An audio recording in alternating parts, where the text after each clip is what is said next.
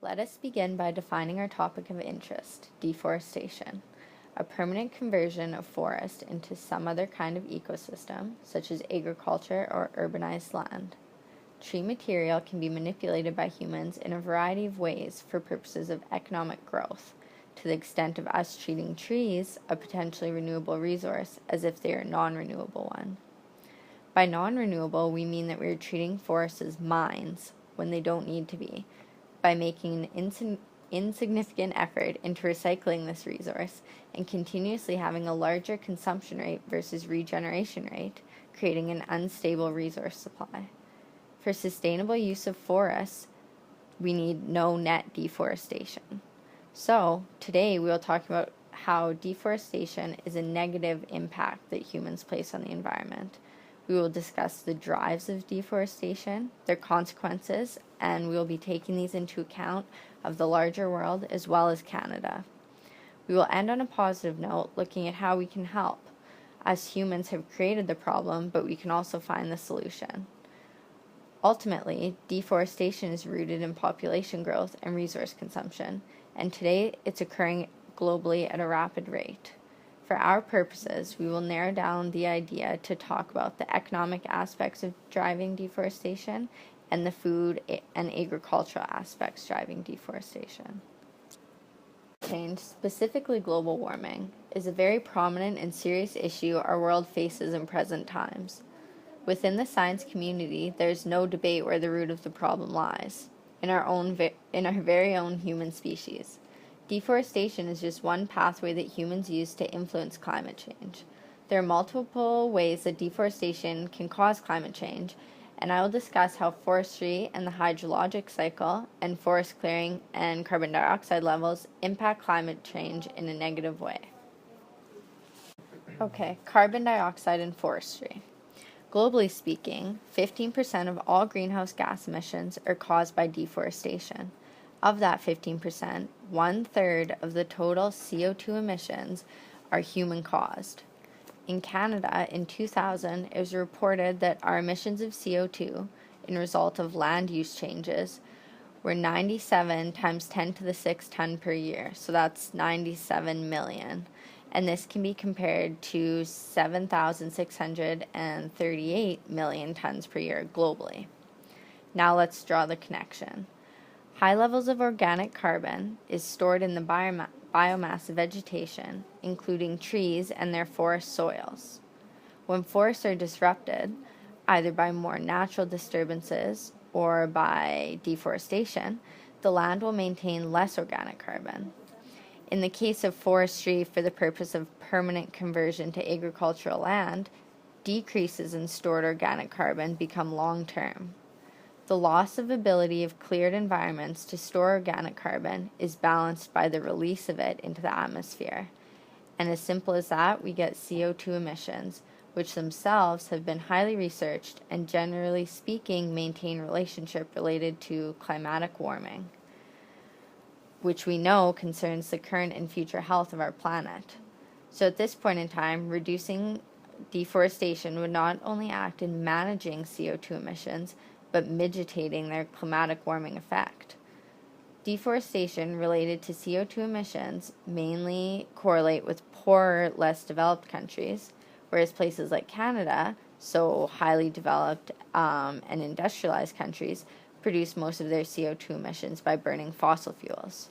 Before significant deforestation was occurring, approximately 90% of total 900 billion tons of vegetation held organic carbon was stored in forests. Today, we see a 38% decrease of stored carbon in vegetation. Deforestation is the permanent destruction of forests in order to make the land available for other uses. It is estimated that 18 million acres, that's 7.3 million hectares, of forest, roughly the size of Panama, are lost each year, according to the United Nations Food and Agriculture Organization. Roughly half of the world's tropical forests have been cleared. Forests currently cover about 30% of the world's landmass, according to the National Geographic, and forest loss contributes between 12 to 17% of annual global greenhouse emissions, according to the World Research Institute. Deforestation is typically driven to make more land available for housing and urbanization, timber, large-scale cash crops, and cattle ranching. According to the World Wildlife Fund, much of the logging industry that contributes to deforestation is done illegally, and about half of it is used for firewood. In non-developed countries, the common methods of deforestation are through burning, which can be done quickly in vast swaths of land for plantation use, or more slowly with the slash and burn technique. This destructive practice involves cutting down a patch of trees, burning them, and growing crops on the land until the soil becomes too degraded from overgrazing and sun exposure for new growth. Therefore, forcing farmers to continuously penetrate deeper into the forest, thus destroying more forest every time in search of new cropland. Developed countries. Clear cutting in developed countries is a controversial practice in which more or all trees in an area are uniformly cut down. In developed countries, this involves selective cutting or high grading, where only commercially valuable trees are harvested, leaving all other trees untouched. This practice reduces biodiversity of a forest over time and is part of a sustainable forest management to provide timber for producing paper or wood products. When these areas are replanted by conservationists, it produces a monoculture, where only one species of tree is planted, reducing biodiversity. Some areas are allowed to regenerate naturally, renewing the forest cover in a natural way, thus sustaining biodiversity. Awesome. Biodiversity is the richness of biological variation. This includes genetic variation, richness of species, and richness of communities. Deforestation threatens the reduction of habitat and increases the risk of extinction or extirpation of different organisms. Once a species is listed as endangered or threatened in Canada, an organization known as Renew prepares a plan that would ensure the recovery of its population to a safer number. Committee on the Status of Endangered Wildlife in Canada recognizes 5 categories of risk. This includes extinction, extirpation, endangered, threatened, and special concern. Canada has many protected areas which include lands controlled by federal, provincial, and territorial governments.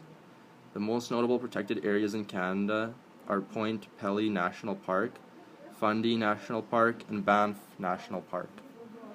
Forestry in Canada. In Canada and most other developed countries, clear cutting is generally followed by the regeneration of another forest, and it is common practice to manage the post-harvest succession to quicken the rate of regeneration of trees. Therefore, the forestry industry in Canada, when appropriately managed, does not deplete the forest resource. Thus, even when about 1 million hectares of forest are harvested each year in Canada, the rate of net deforestation is basically zero. Canada has an annual deforestation rate of 0.01 to 0.02%. Deforestation in Canada is driven by demand for resource development, economic growth, and the need to build infrastructure. Efforts to reduce deforestation must therefore be balanced against other goals, such as expanding the economy, diversifying economic activities, and supporting community employment. Zero Net Deforestation Act. In 2010, the province of British Columbia introduced a new piece of legislation called the Zero Net Deforestation Act, which plans to reduce greenhouse emissions as well as protect BC's forests. The plan states that an area that is deforested and permanently cleared, an equal amount of trees will be planted for carbon storage and therefore will create a net zero effect on deforestation. With the province of British Columbia's target of a 33% decrease in greenhouse emissions by 2020, this law will play a crucial role in replanting forests and create a greater density of forests in BC, allowing for greater absorption and storage of carbon. Effects on soil composition. The soil composition is affected by different deforestation processes of removing trees as it changes the soil productivity through compaction or removal. Soil is vital for the natural environment since it does so much more than just hold nutrients and plants in forests. It also consists of inorganic material, organic matter, air, water, and many micro and macroorganisms. Soil conservation is an important environmental issue to consider as it maintains water quality, ecosystem productivity, and future economic benefits. When deforestation is considered, another image that immediately comes to mind is a large clear-cut, a former forest now completely devoid of trees. However, an aspect of deforestation that can also be destructive to local biota is fragmentation. Fragmentation is when, rather than the entire forest being destroyed, patches are left. Now, this isn't necessarily a bad thing. In fact, in the right circumstances, it can be a positive thing. But fragmentation does increase predation, decrease available habitat for wide-ranging species, which are often apex predators, and induce genetic bottlenecks. The trouble arises from the increased amount of edge around the forest. One example is of increased nest parasitism from brown-headed cowbirds. Cowbirds are never found in a forest interior, but they'll often be found around its edges, and they will venture into the forest for a moderate distance. This means the more edge created, the more nests cowbirds can potentially parasitize. Additionally, organisms that require forest habitat may not traverse a clearing to reach a new population, also possibly fragmented, and this can create reduced populations and genetic bottlenecks. Fragmentation may superficially appear to be a great thing since it generally increases the overall number of species per unit area. These species also tend to be generalists. But this comes at a price, the decrease of populations of interior species, which are often specifically adapted to their habitat. Although the rainforests of the tropics, or closer to home, BC, are the image that comes to mind when considering deforestation, grasslands are an often overlooked but equally important type of deforestation. While not technically forests, grasslands provide the same function that forests do: erosion control, moisture retention, and habitat for organisms. Native grasslands are composed of multiple species of grasses, each with a slightly different niche. Similarly, prairie organisms have adapted to exploit the structure provided by the combination of native grasses. A field of tame species, such as smooth brome or crested wheatgrass, may appear superficially to perform the same function. However, these fields are dominated by one or two species and do not have the same structure as a mosaic of native grasses. The biodiversity of tame and native grasslands is significantly different as a result of this structure difference. In Saskatchewan, nearly all of the native grassland in areas capable of supporting agriculture has been converted to crop or tame. This conversion is at least partially responsible for the massive decline of grassland songbirds throughout North America, the highest decline of any group of birds except aerial insectivores. Harvesting forests will always be an industry, and the clearing of forests, for one reason or another, whether it's agriculture or urban sprawl, will never stop. However,